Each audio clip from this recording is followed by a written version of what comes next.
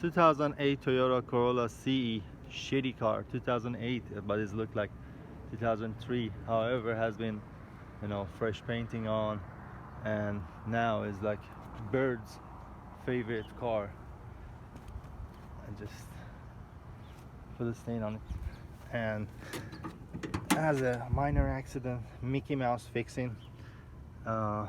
This engine is weird because, you know, coil and spark plugs service cost over $700, and yeah, it's a good engine. It runs for 300,000 miles. Car has 170 now.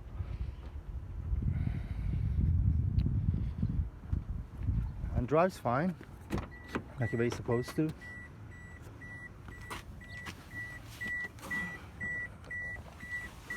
Manual window and power mirrors.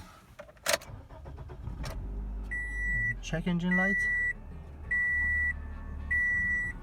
is for torque converter, common issue with the car.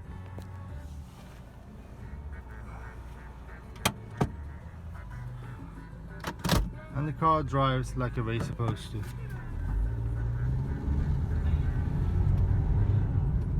It's a reliable car, but just got common issues, which is just right there, and drives normal. Honestly, it goes everywhere.